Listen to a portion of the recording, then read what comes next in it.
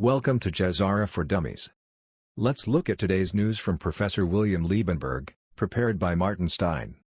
Please like, share and subscribe. Join our Telegram group in the comments below. Thank you. Let's go. Iraqi Dinar and RV. Iraq's economy on edge, due to high oil income dependence. Oil exports made up 91% of Iraq's $107 billion federal revenue in 2024, exposing the country to extreme oil price volatility. The IMF urged Iraq to adopt urgent reforms, noting the budget break-even oil price has jumped to $84 per barrel. Ongoing disputes with the Kurdistan Regional Government, KRG, over oil smuggling and revenue sharing, continue to hamper national economic reform. To ensure long-term economic stability, Iraq must diversify its revenue streams, reduce public expenditures, and respond to fiscal deficits more effectively. Last week, Iraq's federal government said that it holds the KRG legally responsible for continued oil smuggling operations from Kurdistan outside Iraq. All strategic delays for something bigger. Iraq to ban cash payments at government institutions. The advisor to Iraqi Prime Minister, Sandman, declared on Monday that cash payments at government institutions will be prohibited, beginning next month, while private banking reforms will be adopted. Sandman underlined that Iraq has made considerable progress in the use of electronic payment methods, with financial inclusion increasing from less than 10% in 2018 to 2019, to almost 40%. Government reforms aim to reintegrate Iraqi banks into the global financial system, after decades of isolation, owing to sanctions and frozen assets. Less cash, and more money, through the electronic payments means a stronger dinar. A stronger dinar means a RV. Electronic payments will increase significantly from 40%. How to increase the gold price significantly? Senator Cotton says, Hegseths confirmed that Iran's actively working toward nuclear weapon. This cannot be allowed to happen. Tehran's repeatedly stated, it's not working on nukes. Washington Post says next round of Iran-US talks on Sunday, increasingly unlikely to take place. The U.S. Middle East commander has canceled testimony in Washington before the Senate. Reuters says it's due to tensions in the region. Another ominous sign. Trump orders, life-threatening top-level 4, do not travel to Iraq, as NATO warns Iran to immediately attack area. Khamenei, to hit U.S. CENTCOM Iraq, CBS. All U.S. embassies within striking distance of Iranian assets, ordered to convene emergency meetings, WAPO. And give Washington update on their measures to mitigate risk. Social media footage of choppers, heard near a U.S. embassy, in Baghdad, let's Swatch. Israel is close to a strike against Iran, Yaakov Bardugo, journalist close to Netanyahu. Could happen in a very short time frame, could be a matter of days. Americans are failing to deliver, and not strong negotiators. Let's Swatch. ישראל קרובה בעיניי לתקיפה באיראן הרבה יותר בלוח זמנים מאוד קצר, לכן גם החרדים, לכן גם אריה דרעי שיודע את זה צריך לקבל את זה במהלך ההחלטות שלו, אבל ישראל קרובה לתקיפה, האמריקאים לא מצליחים להביא את הסחורה, הטענות כאילו האיראנים הם נושאים ונותנים קשוחים, הם בעצם אומרים שהאמריקאים הם לא נושאים ונותנים חזקים. מה בעצם אתה אומר? הנשיא טראמפ צריך להעביר גם ביקורת על הסאגה הזו שלא מצליחה להביא שום תוצאה בשום מקום וכל הזמן מוכרים לנו איזה שהן מסגרות אחרות. חלון הזמנים הידוע בישראל הוא מאוד מאוד קטן לעניין האיראני, ואני חושב שאנחנו נמצאים שם גם אם ישראל נותנת עוד סבב אחד לאיראנים, זה בעצם אנחנו נותנים עוד שבועיים לעניין. אני חושב שאנחנו במהלך של ימים ספורים לקראת תקיפה באיראן.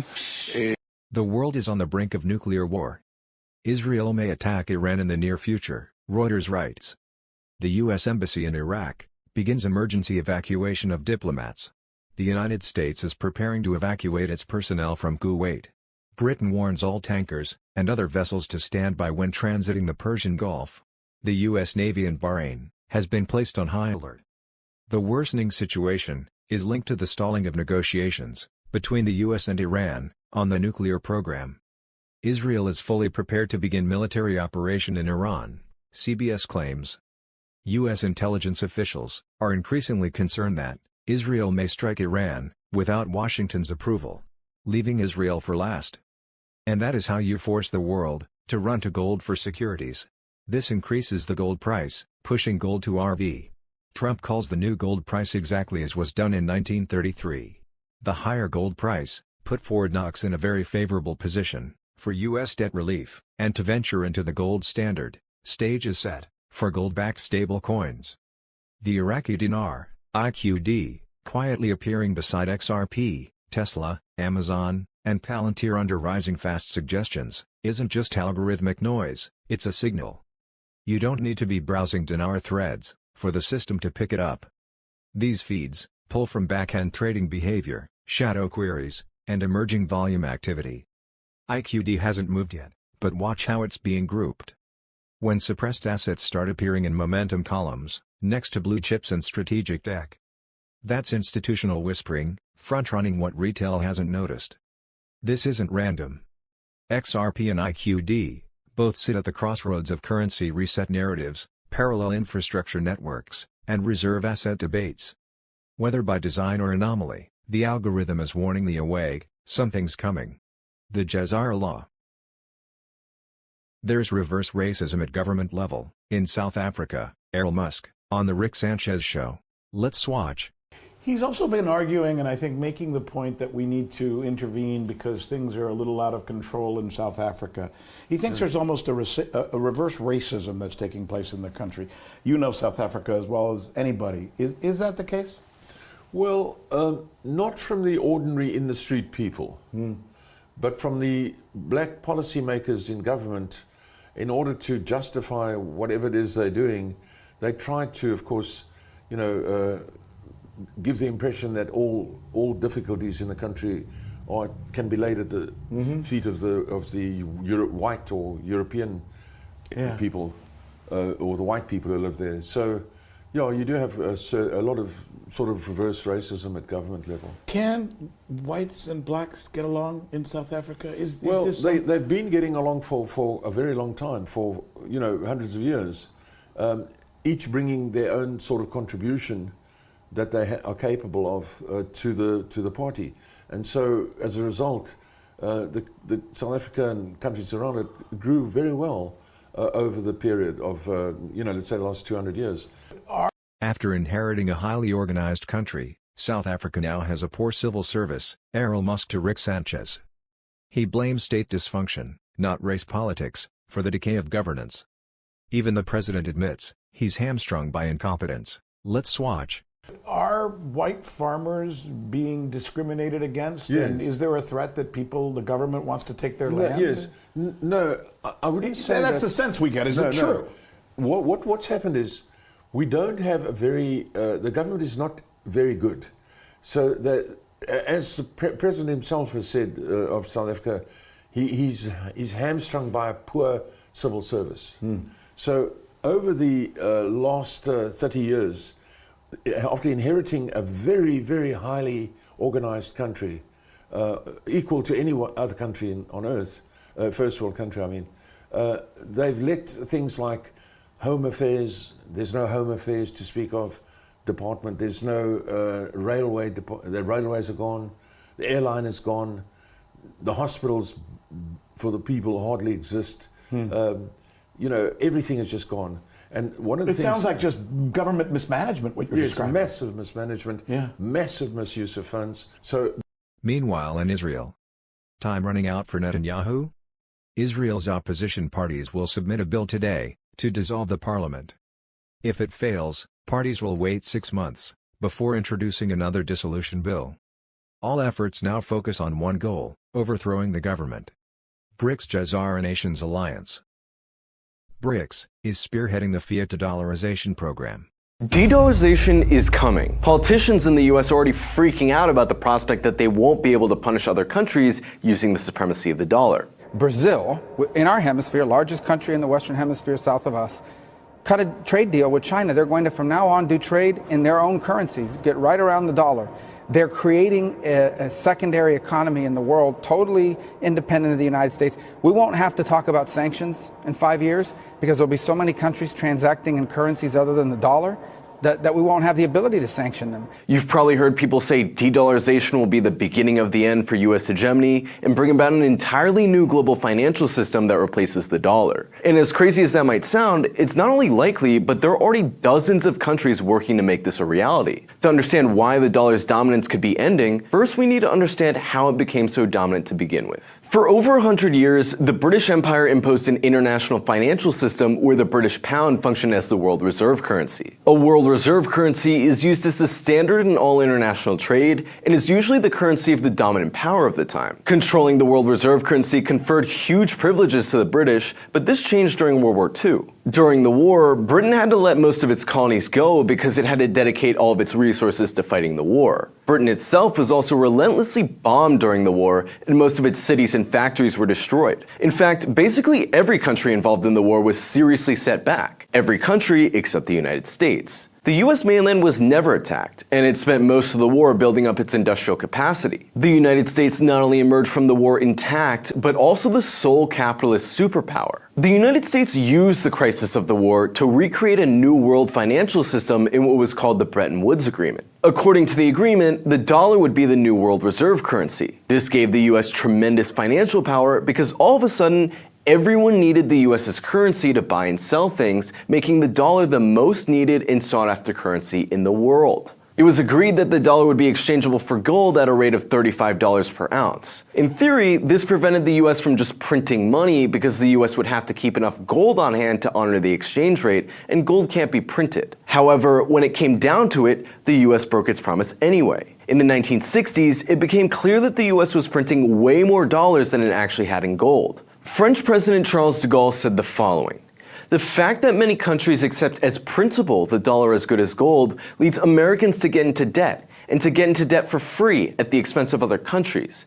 Because what the US owes them, it is paid at least in part with dollars they are the only ones allowed to emit." As the US entered an inflationary crisis, countries started to demand their gold back. In order to stop the bleeding, the Nixon administration suspended the convertibility of the dollar into gold in 1971. The US kept the gold and left the rest of the world holding dollars. In order to keep the world beholden to the dollar, the US negotiated a secret deal with the Saudi monarchy in 1973, where the US would offer Saudi Arabia military protection, and in return, Saudi Arabia would only sell its oil in dollars. Since oil is the most traded commodity in the world, requiring the dollar for oil purchases essentially made the dollar a prerequisite for international trade. Economist Barry Eichengreen sums up just how beneficial this arrangement really was. Quote, "It costs only a few cents for the Bureau of Engraving and Printing to produce a $100 bill. But other countries have to pony up $100 of actual goods and services in order to obtain one." The other aspect of this is since the entire world financial system is based around institutions created by the US uses this to punish countries it doesn't like. For example, the US controls SWIFT, the digital payment system that's akin to the blood vessels of the world financial system. The US has unilaterally banned countries like Cuba, Iran, and North Korea from SWIFT, essentially forbidding them from conducting international trade. The US also leverages foreign countries' stockpiles of US dollars against them. For example, when Russia invaded Ukraine, the US froze over $600 billion of gold and foreign reserves held in US and EU banks, making Russia unable to pay its foreign debts. Regardless of how you feel about Russia, US control over the world financial system allows the US to intervene in any conflict on Earth and financially ruin the side they oppose. This is the complete opposite of the free trade and political neutrality the US promised when it built this globalized financial architecture. This arrangement is obviously incredibly beneficial to the US elites, but there's only one problem.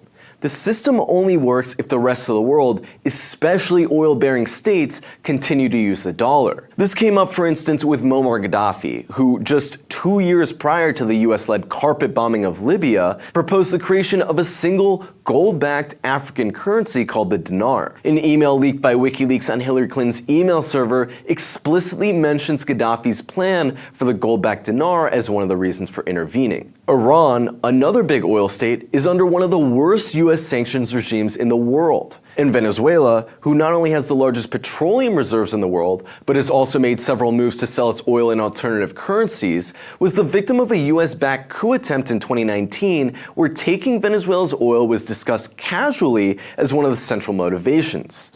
So if you think of a company like Citgo, which is owned by PDVSA, which is the state-run oil company there in Venezuela, we have a lot of those Citgo assets right here in the U.S. Is that something, for example, sir, that you're looking at? Yeah, well, we're in conversation with major American companies now that are either in Venezuela or, in the case of Citgo, here in the United States. It'll make a big difference to the United States economically if we could have American oil companies really invest in and produce the oil capabilities in Venezuela. It'd be good for the people of Venezuela. It'd be good for the people of the United States. Despite the U.S.'s repeated attempts to maintain its supremacy over the world financial system, more and more countries are setting up agreements to do trade in their local currencies in gold instead of the dollar. It would take too long to go through each example, so here's a list of countries that have moved to de-dollarize in the last year.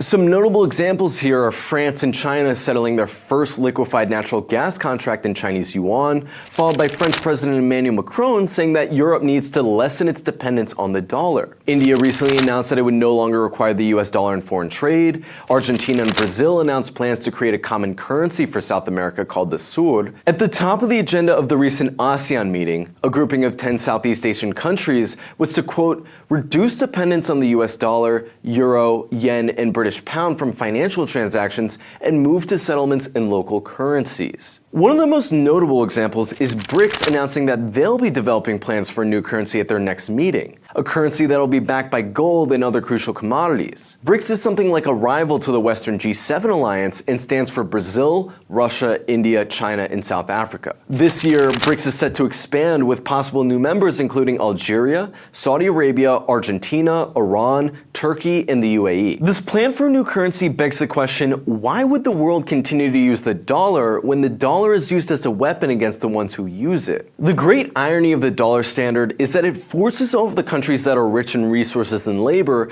to hand over their real wealth in exchange for pieces of paper that cost a few cents to print. When the US suspended the dollar's convertibility into gold in 1971, then Treasury Secretary John Connally shocked reporters when he said, "The dollar is our currency, but it's your problem." Now the world is waking up and saying, this is our wealth you want, and that's your problem.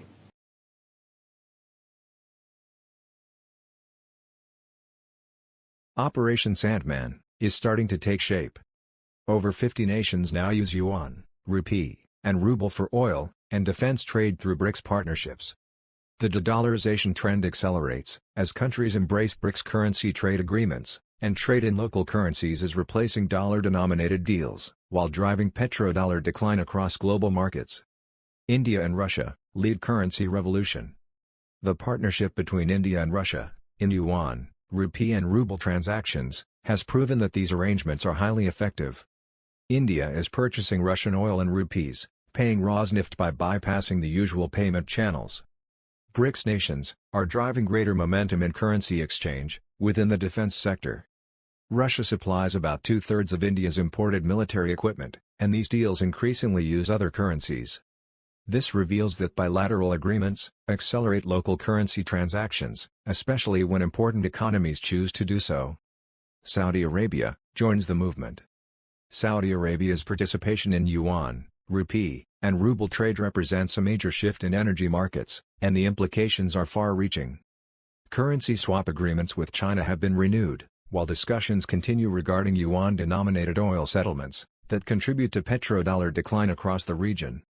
Russian President Vladimir Putin had this to say at the BRICS summit in Kazan: "The dollar is being used as a weapon. We really see that this is so. I think that this is a big mistake by those who do this." Closer look at the Commonwealth states. The Commonwealth of Independent States has achieved remarkable success in the de-dollarization trend, and the numbers speak for themselves. Over 85% of cross-border transactions within the bloc now use national currencies, through trade in local currencies systems that have been influenced by BRICS initiatives. Payment systems replace dollar infrastructure. BRICS Pay development accelerates as nations seek viable alternatives to dollar-dominated systems. Let's swatch.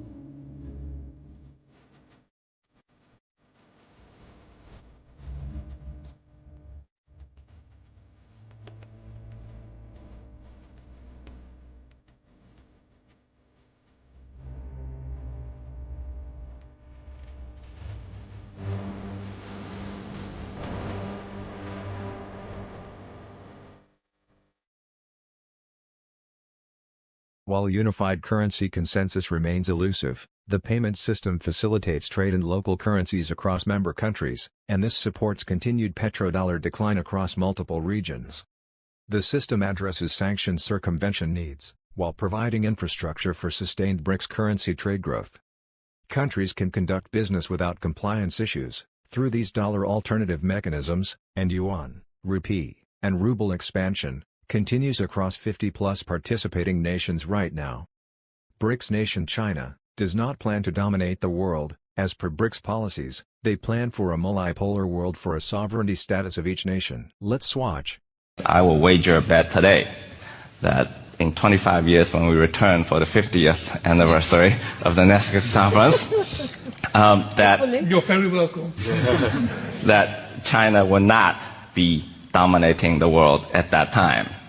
And I'll wager that bet for two reasons. One is because I don't believe China intends to dominate the world. And number two is even if they did, they would fail at it.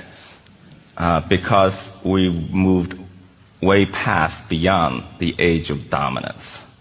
I think it'll be difficult for any one power to dominate the world. It's the wrong mindset.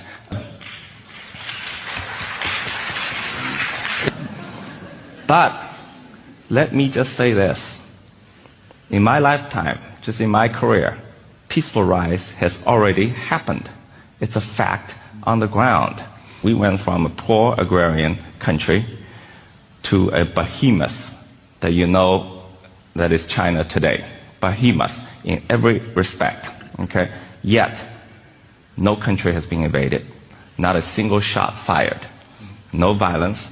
And if you look at human history, the rise of every power, from Athenian Empire to the Roman Empire to the British Empire to America's manifest destiny to the rise of modern Germany and modern Japan, Ottoman Empire, every single one of them, their rise was accompanied by tremendous bloodshed, colonization, wars, massacres.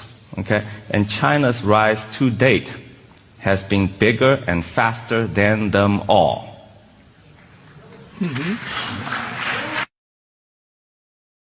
Payment systems. Here is what each cryptocurrency is designed for. Ripple's XRP breaks the money. XDC from XDC network holds the contracts. Ethereum's QNT token interconnects the networks. Constellation Network's DAG token authenticates the data. Heterobar protects the data. The IOTA token keeps the biometrics, designed for the Internet of Things, IoT. Algorand's Algo tokenizes the assets. Stellar's XLM connects the people. Cardano Zeta provides self-governance. Stronghold's SHX upgrades banks. Each token plays a critical role and function in the coming global financial structure. Breaking, ProShares XRP, ETF, is scheduled for its registration amendment on June 25, 2025. This is the spark. ETF approval changes everything. XRP about to go where the big money plays. Want to know what is the real Bitcoin? XRP is the real Bitcoin.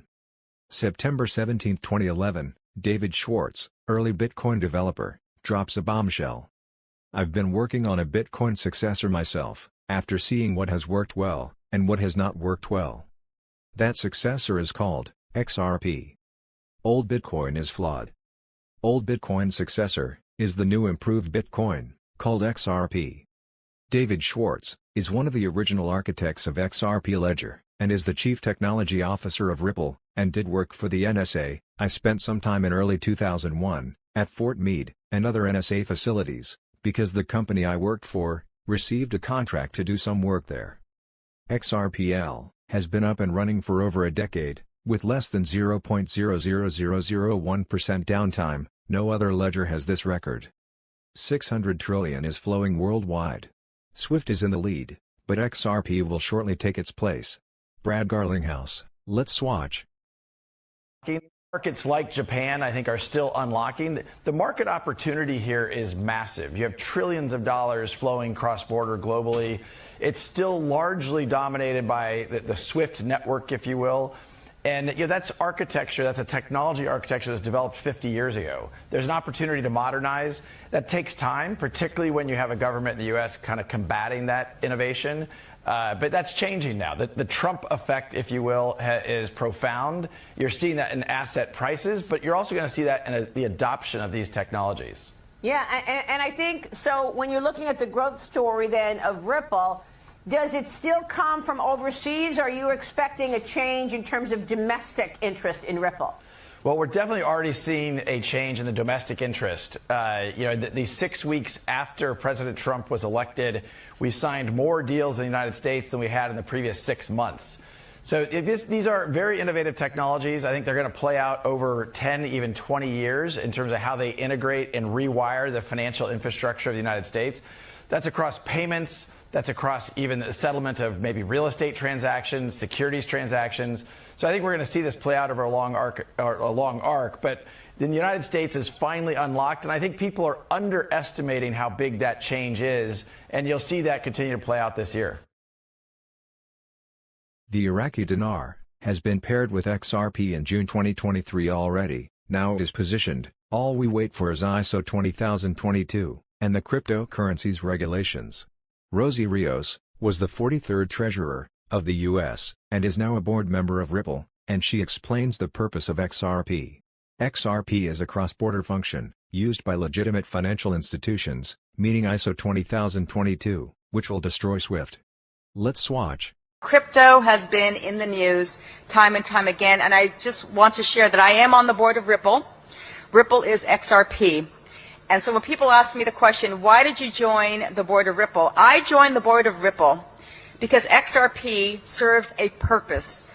It's a function that facilitates cross-border payments. It's not some store of value, kind of arbitrary value that is not pegged to anything. This is actually what legitimate financial institutions use, specifically for cross-border payments. So instead of days and dollars, it's seconds and Currency wars. IMF wants Zimbabwe gold-backed ZiG to be sole currency. From the Spanish peso to the US dollar, China's role in global reserve currencies. Chinese demand has been a critical force, propelling gold's performance. China's demand for gold, as the global trade system undergoes fundamental changes. China overtook Japan as the world's largest holder of U.S. treasuries in 2008. Since then, the rate of Chinese sell-offs of U.S. treasuries has only accelerated. China's holdings of U.S. treasuries have now fallen to the third largest position, behind Japan and the UK. The world's embrace of gold, as well as a larger basket of reserve currencies, as alternatives to the dominance of the US dollar, is prescient. Meaning, gold RV first, then the first basket currencies RV. Show us some love by liking our videos, and leave us a short comment on your thoughts. Thank you.